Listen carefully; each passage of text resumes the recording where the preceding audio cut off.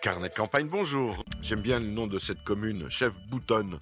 C'est le nom d'une rivière qui prend sa source au centre de ce bourg de 2000 et quelques habitants. Ici, depuis 2004, le lycée professionnel, on dit lycée des métiers, Jean-François Caille organise des résidences d'artistes 2 fois par an sous le nom de Musico-lycée. Dans cet établissement de formation métier de la vente et du commerce, on relève chaque année le défi, je cite, de la ruralité et de ses difficultés d'accès à la culture pour ses élèves. Ainsi, 2 semaines de résidence sont organisées chaque année.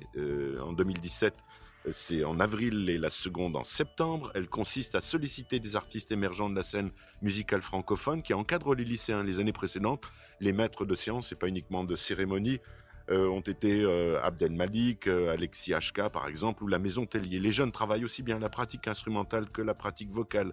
Les résidences sont ouvertes au public, mais surtout chaque session se termine par un concert sur scène avec les professionnels. En parallèle, les lycéens rédigent un journal de chroniques qui sont initiés au métier technique du spectacle vivant.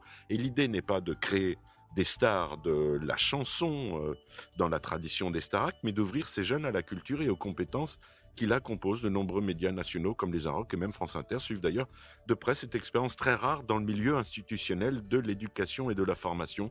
Donc c'est musico-lycée, c'est écrit avec un Q pour se différencier d'autres appellations. Musico-lycée, c'est à Chef Boutonne et il y a une page Facebook dont vous allez trouver les liens à nos pages d'émission, toujours les mêmes sur franceinter.fr, à franceinter.fr, pardon, et sur le compte Facebook.